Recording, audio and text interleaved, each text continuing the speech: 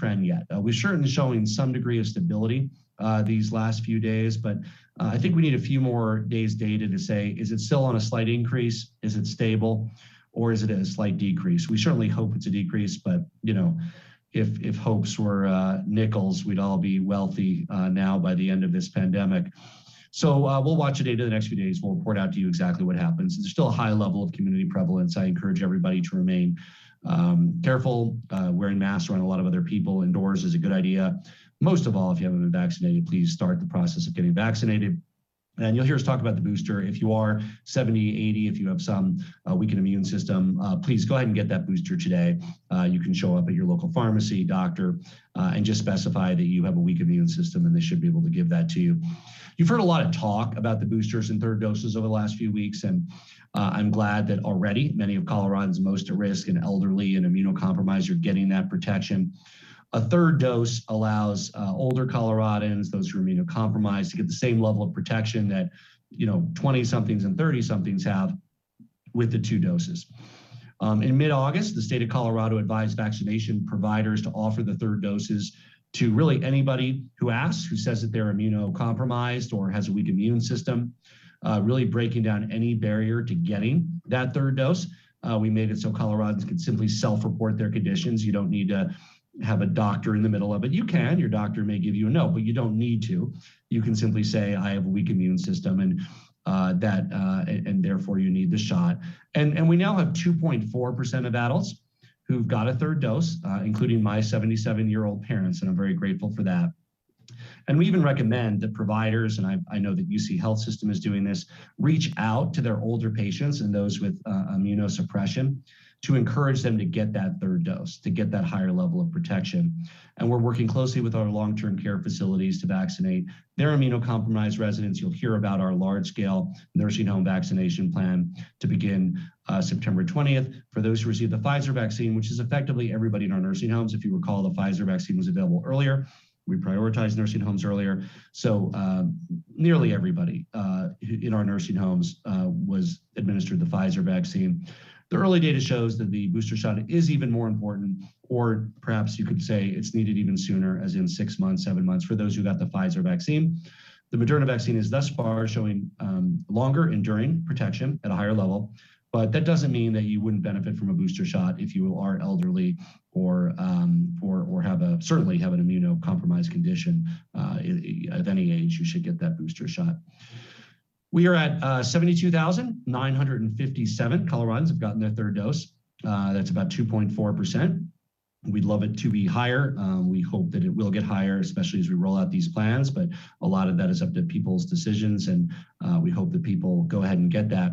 And this is really the next phase of adding an additional level of protection against the virus, both at the individual level to give that person a higher degree of protection, but also at the population level, that also helps reduce spread. Again, not as much as those first 2 shots. So important. If you haven't gotten any, please do. But to get that extra peace of mind and a higher level of protection, I do encourage elderly Coloradans who generally have weaker immune systems, those who are immunocompromised, to go ahead and get that.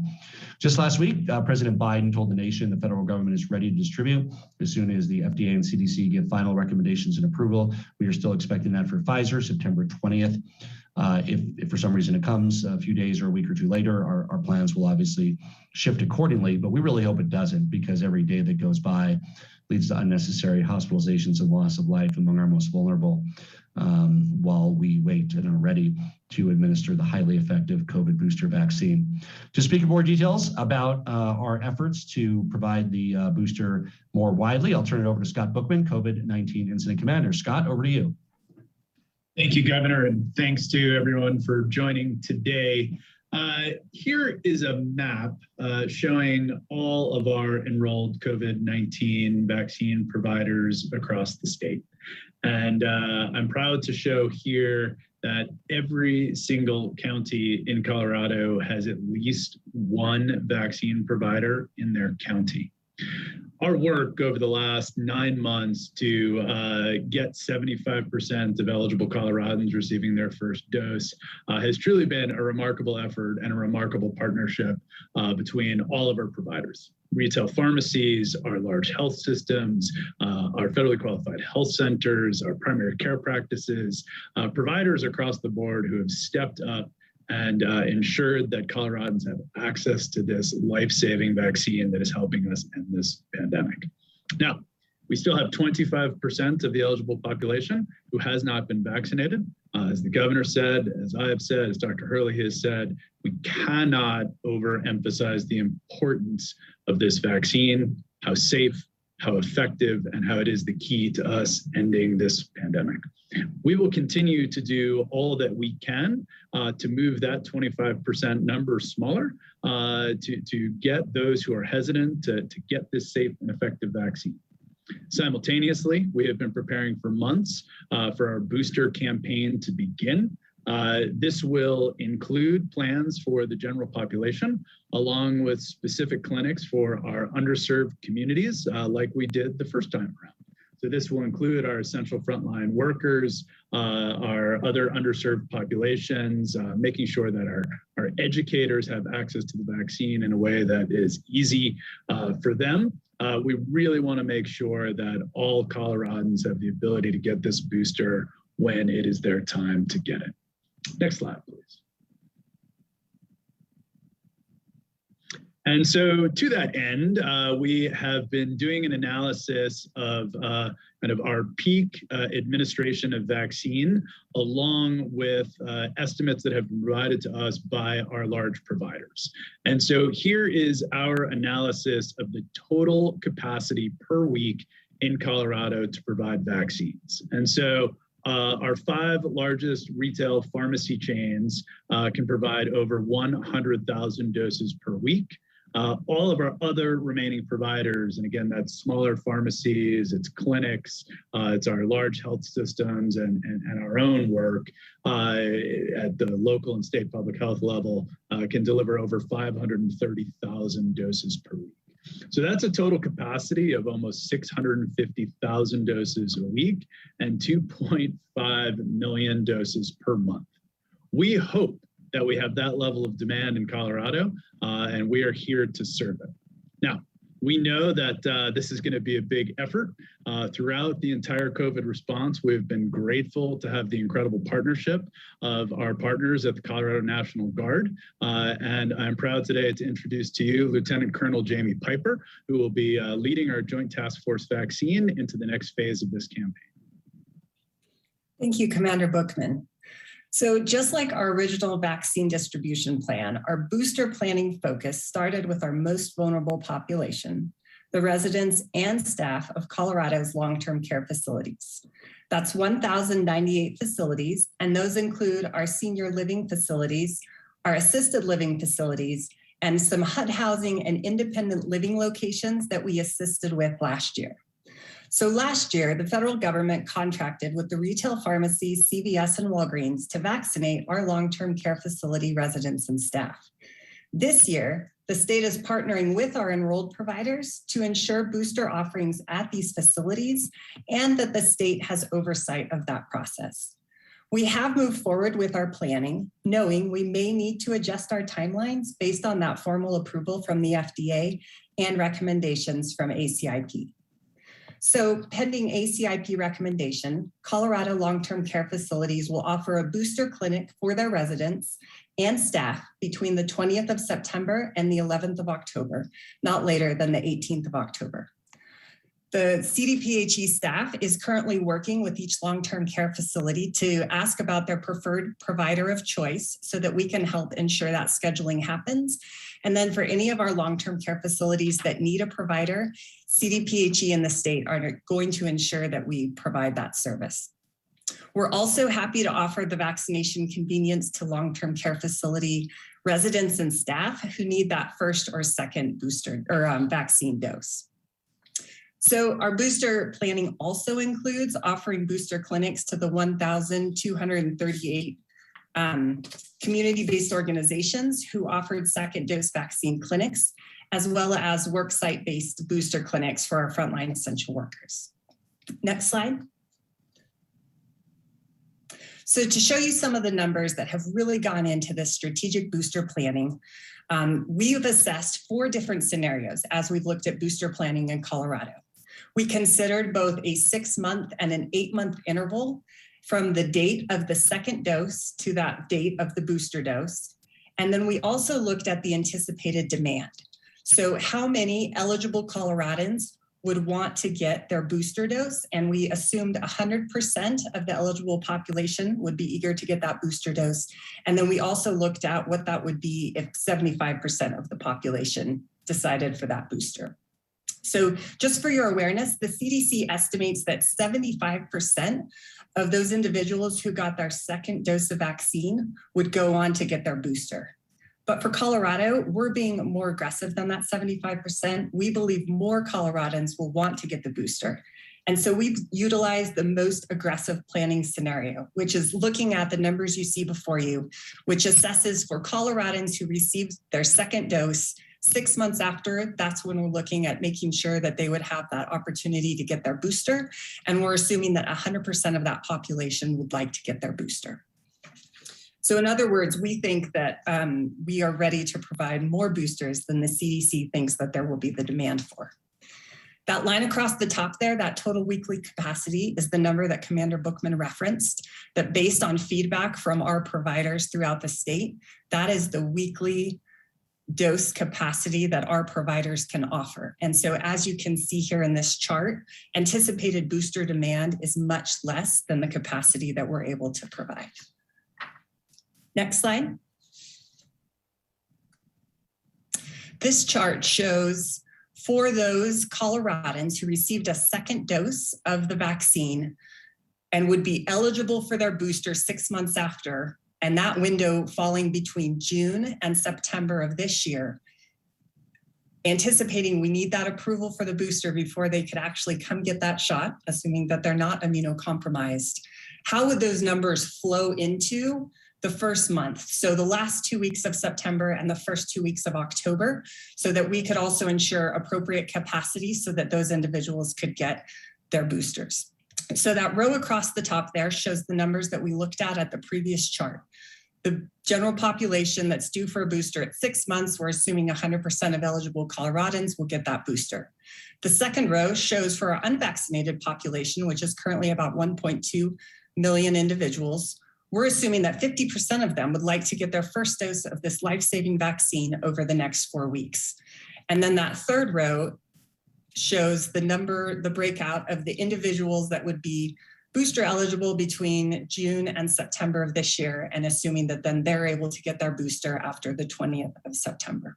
So you'll notice there in the notes, it just indicated there's a minus 75,000. The reason for that is because that is the number of staff and residents at our long-term care facilities that will be ensuring have those on-site clinics. And so that would not be impacting the overall capacity for the rest of the state. So overall, you see the numbers there across the bottom. That's the anticipated demand based on general population, unvaccinated population. And you can see that those numbers are far below that 645,747 weekly dose capacity here in Colorado. So as you can see, Colorado is in a great place as we await the FDA and CDC's announcement on who gets boosters and when those populations are eligible. Colorado is ready. Now I'll turn it back over to Governor Polis.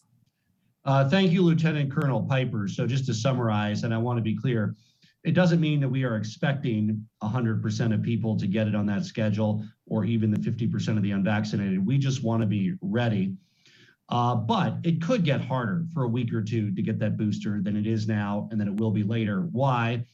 Because it will just be Pfizer, September 20th is what we're hearing. Moderna could be a couple weeks later. Not every site offers Pfizer. It will stretch our capacity, especially as many employers have also required a first dose by the end of September. We want to show that we're generally ready. I wouldn't be surprised if there is a week or two where it might get a little harder. Doesn't mean impossible. Like it's not like the early days of the vaccine. You probably will be able to find it, but it might not be at your local doctor, your local pharmacy. It might be, the next town over, 2 towns over. But that will end after a week or two of that initial rush. But you can beat the rush for your booster now if you have a weak immune system, are older and have a weak immune system. You simply say that, and you can get it. There's plenty of openings right now to get that booster, especially if you got Pfizer and especially if it's been 6 months since your first dose, second dose, that is recommended. So we are getting ready for this. And as I said, we don't expect to hit these numbers. These are not goal numbers to hit. They are operational numbers to be ready for. And I'm comfortable that we will be ready. Even with these numbers, there could be some regional pressures and delays, small delays in getting that booster of a week or two, but those should be resolved relatively shortly given our overall capacity as well. This is truly a pandemic of the unvaccinated. If we had 100% vaccination, there'd be negligible hospitalizations, negligible community spread. The reality is that there's enough hosts that are unvaccinated for the virus to continue to replicate, largely infecting unvaccinated people, but unfortunately, because the vaccines are 85% effective, 90% effective, it affects a few vaccinated people. I want to reiterate that Colorado has the resources, the infrastructure, the plan to continue to offer the vaccination to those who are unvaccinated while also offering boosters to those who want it as well, very aggressively. I would like to see that 2.4% number increase over the next couple of weeks to get more out of the way for when the larger group comes with Pfizer September 20th and a few weeks later with Moderna. We've learned a lot this last year, just like the early days of vaccine distribution. It requires meticulous planning ahead of time to make sure that we can offer the people of Colorado this free, quick, easy level of protection. And we're excited to be ahead of the curve and getting ready to roll out the booster to a larger population, as well as to continue to meet the needs of those who want a first or second dose. Thank you. And with that, we'll go to questions. All members of the media, please state your name and affiliation prior to asking your question. The first question goes to Vinny. Go ahead, Vinny. Yeah, hello, Governor Polis. This is Vinny Del Giudice at Bloomberg News in Denver. As you gear up for the boosters, has the state identified any new mutations? And also, is there any sign that the surges we're seeing in the border states are affecting border areas of Colorado? Thank you very much. The vaccines remain highly effective against every known mutation of COVID-19. The prevalent mutation of COVID-19 in Colorado is the Delta variant, representing an excess of 98% of cases in our state. And while Delta is more transmissible, which means it is more transmissible among the unvaccinated and vaccinated, the vaccine still offers a very high level of protection. It's just that the base virus is simply more transmissible, representing an additional danger for those who are unvaccinated. What was your second question about the border? Yes, we're seeing some pretty severe outbreaks, surges in Utah, Wyoming, all the border states. Has there been any evidence that that's crossing over in the border areas of Colorado? In other words, are you seeing more problems in the border areas? Yeah, well, we're always concerned with reintroduction of the virus and variants to our state. So when the virus was spiking, and it still is in the southeastern United States, there's obviously less everyday travel between the southeast United States and Colorado as there is between Utah and Wyoming and our neighboring states. So of course, we have a heightened level of concern about spiking virus levels in neighboring states. But we have a high level of the virus here, even though it's one of the lower states. So we encourage people to take the right precautions, regardless of whether they're interacting with somebody from Utah, Wyoming, or within Colorado. And that includes, of course, wearing masks in large groups around others, especially indoors. Smart thing to do. And most of all, go ahead and get vaccinated if you haven't yet. It's available. It's a triumph of modern science. It offers an extremely high level of protection. Thank you very much, sir. Our next question is from Meg. Meg, go ahead. Hello, this is Meg Wingeter from the Denver Post. I just wanted to clarify about the mechanics, if you will, of distributing these boosters. So it sounds like for nursing homes, they're going to have a greater variety of partners. But for the general public, is it basically going to accept not having those, kind of mass vaccination sites that were a bigger feature earlier in this? Yeah, that's a great question. So yes, there's two different things. We have to have the proactive plan, just as we did in partnership with the federal government, to hit the nursing homes where they are in each nursing home. And that's what Jamie and Scott talked about, to make sure that everybody who, and they all essentially got Pfizer initially, everybody will be offered that booster. And these are folks in their 70s, 80s, 90s, and remain the most vulnerable to the virus, and also have less stable antibodies over time than younger, healthier populations. So that's very important. For the general population, it is available the same ways that the first two courses of the vaccine were, which means pharmacies, hospitals, drive-through sites, doctors. At this point, there will be plans for small to mid-scale drive-through sites in major metropolitan areas. If needed, we will go to larger scale, but we think that we can have a series of small to mid-sized ones. And then we've worked on our capacity with the pharmacies, Safeway, King Soopers, Walgreens, et cetera, to make sure that they can hit those numbers that were in the plan that Jamie and Scott talked about with regard to making sure that people's needs are met. Thank you. Our next question is from Jackie. Go ahead, Jackie. Hola, gobernador, habla Jackie López de Telemundo. Me gustaría saber que mientras los esfuerzos para la vacuna, para vacunar a todos en la comunidad están continuando, si tienen un plan para proteger a los trabajadores de las clínicas de incidentes de acoso o ataques como los que se han reportado en el condado Jefferson. Muchas gracias. Estamos usando la policía local y también la policía del estado para proteger a todas las personas quien quiere recibir la vacuna. Y este es muy seguro ahora y vamos a proteger todas las locaciones que ofrecimos el vacuno. Our next question is from Chris. Go ahead, Chris. Chris Vanderveen with 9 News. Governor, I want to ask you about just this morning, an article came out in the Lancet that was signed by a number of scientists that mentioned, quote, current evidence does not therefore appear to show the need for boosting in the general population in which efficacy against severe disease remains high. What are your thoughts about this sort of mixed messaging when it comes to booster shots? Some people say it's necessary to get us out of this, and some people think it's wrong for us to do this moving forward. Well, first of all, we can all celebrate the news that Marion Gruber and Phil Krause have left the FDA in disgrace over unnecessary delays for the booster. They have blood on their hands, and there are thousands of Americans that are dead today because of their delays of the booster shot. What the article shows is, of course, the truth, that the first 2 vaccines are highly effective at preventing severe cases. But what we are finding is 2 things. At the individual level, we still have 150 people who have received both vaccines who are vaccinated. If the booster shot had been administered a month or 2 ago, that number would be much lower. A number of studies show it increased the efficacy of the immune response, especially for those in their 70s and 80s and 90s, especially for those with immunosuppressed conditions. So the delta, the change, is significantly smaller than the protection that the first 2 vaccines offer. But at the very least, the FDA should get out of the way and allow people to make this choice to protect themselves. It's a choice that my parents made. It's a choice that many of their friends made.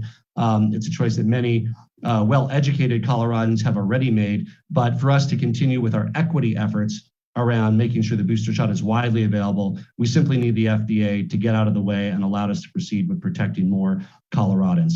Again, the Lancet article shows at the population level that the 2 courses of the vaccine are effective at preventing the most severe consequences of the disease. It also acknowledges that a booster shot can be effective at preventing a higher number of mild to moderate incidences of the disease, which is important for 2 reasons.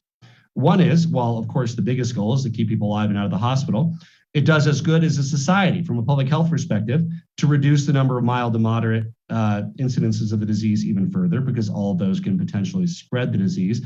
And secondly, some percentage of those mild to moderate incidences do develop into severe incidences, a much lower percentage with 2 vaccines, but an even lower percentage with the booster vaccine. So I'm thrilled that the Biden administration is still on track for rolling out the Pfizer vaccine for larger use for the booster on September 20th. I'm hopeful that the Moderna vaccine will be approved shortly thereafter.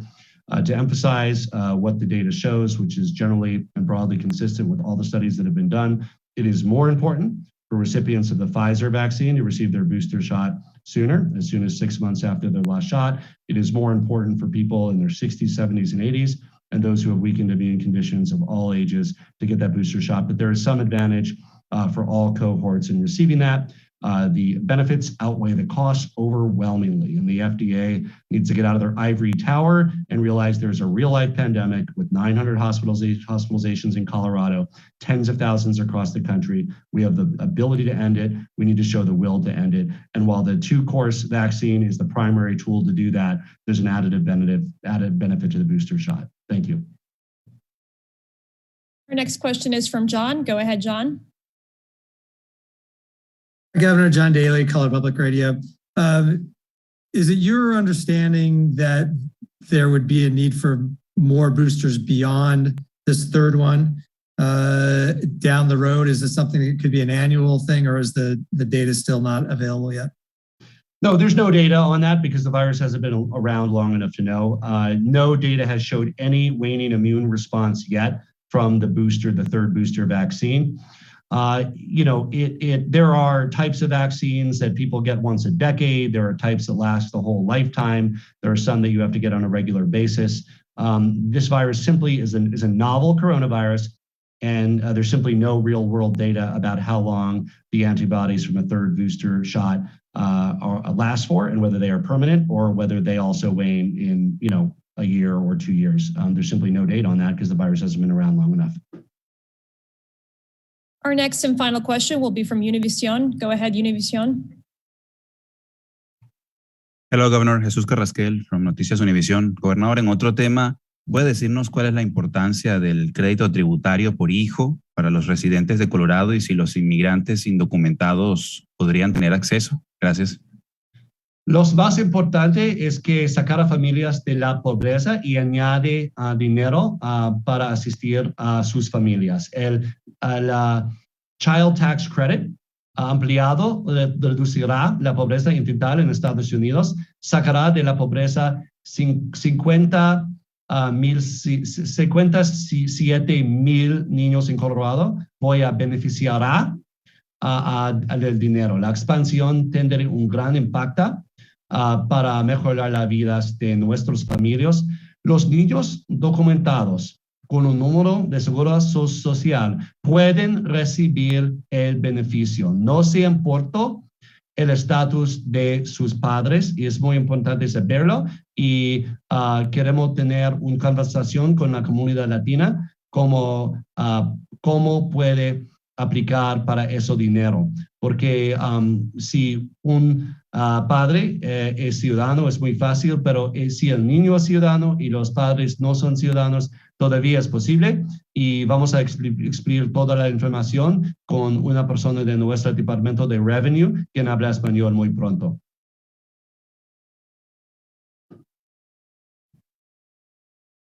We have one more question from Julie Martin. Go ahead, Julie.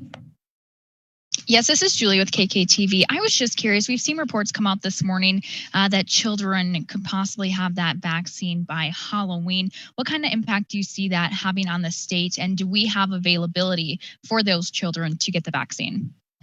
Yeah, and by the way, another area of frustration with the FDA is the lack of guidance with regard to those who receive the Johnson & Johnson vaccine.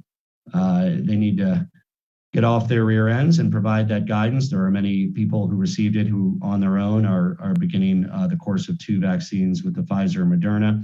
But again, there's a inhibition to that at the because of the lack of guidance. So they need to do that.